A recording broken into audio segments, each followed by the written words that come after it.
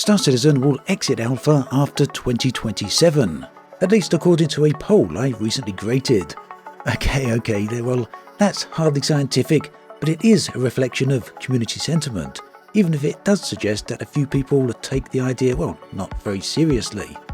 There are also plenty of comments from people who expect Star Citizen to never exit alpha.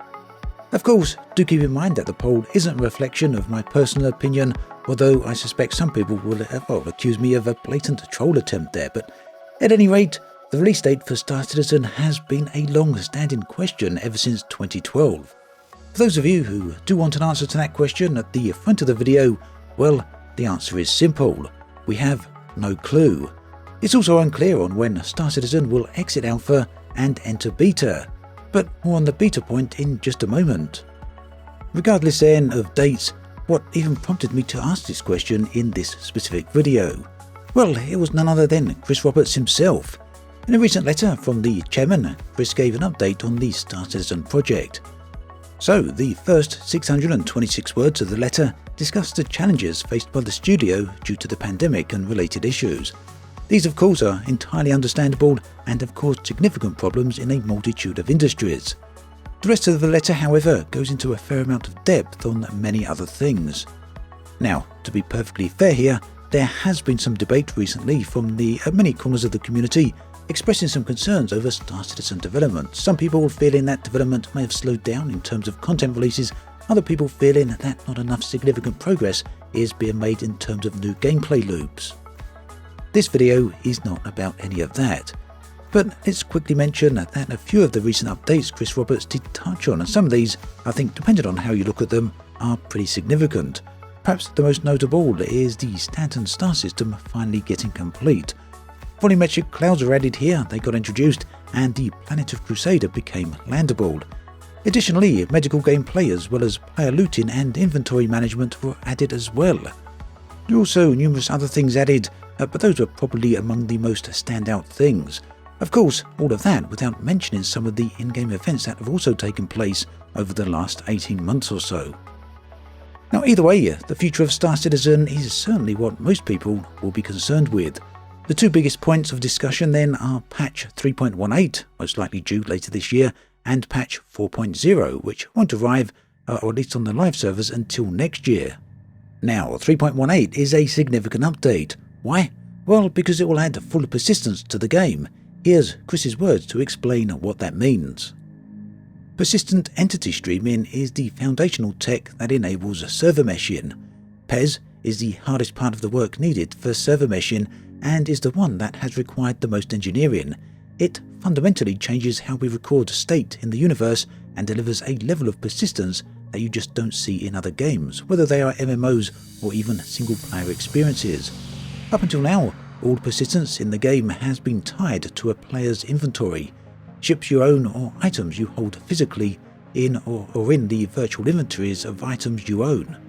If you've physically attached an item inside your vehicle, say a rifle, to a weapons rack, when you log out or stow the vehicle, it will remember all the attached items and anything that vehicle's virtual inventory holds. However, if you drop or place something loosely inside even a ship you own, it won't be associated with any player inventory. So, when you log out, or even if the server crashes, the item will not be there when logging in or rejoining.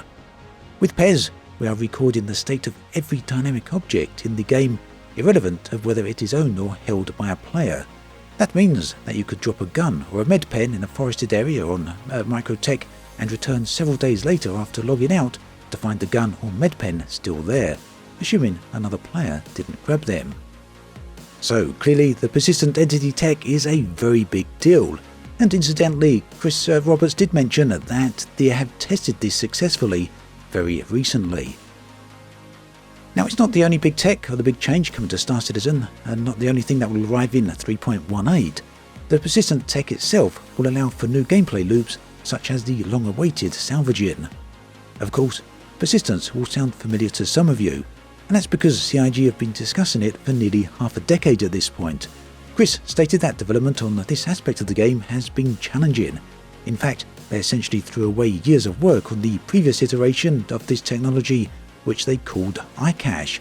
once they realised that it wouldn't be efficient enough to achieve their goals. That basically happened at the start of 2021. Either way, CIG insists they now have made significant progress on this aspect of development. As I said, they have successfully tested the persistent entity streaming. Now additionally, 3.18 will add a huge graphics rendering overhaul with Gen 12. This is basically a move to improve how efficient PCs can render the game. Part of this will come with 3.18, whilst the full implementation of the Vulkan API will come a little later. So far, CIG say they have been working on Gen 12 for 2 years at this point. So, when will 3.18 release? Well, CIG are aiming for it to go onto the private test server Evocati for a period of around 3 months, after which it will arrive on the live servers in Q3 of this year.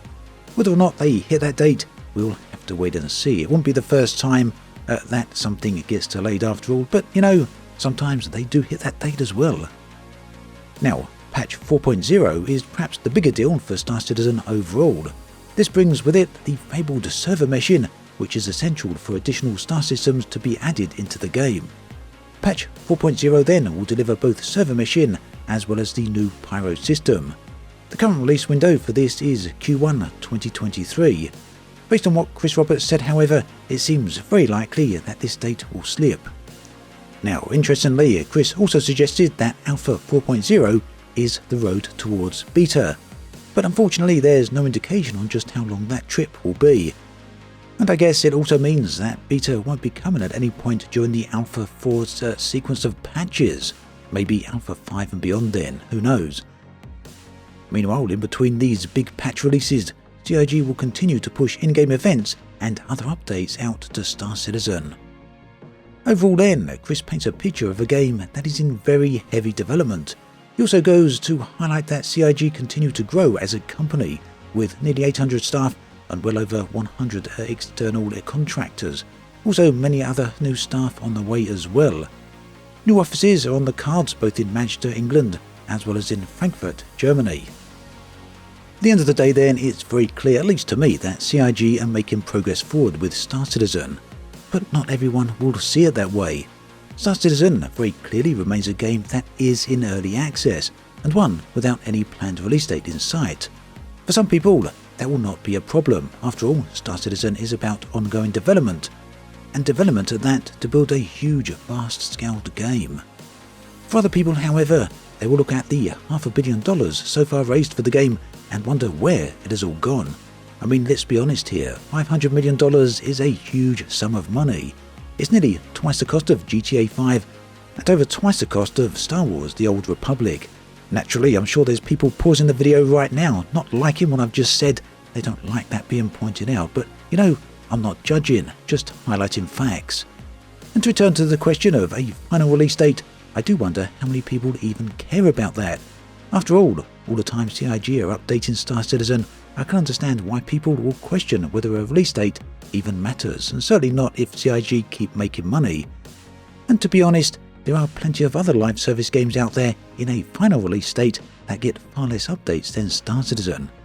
That said, I personally think the lack of information on a release of Squadron 42 is far more concerning than any information about Star Citizen. And on that count, CIG have absolutely no news whatsoever. That then brings us to an end of this video. As always, thanks for watching, and I'll catch you guys and girls next time.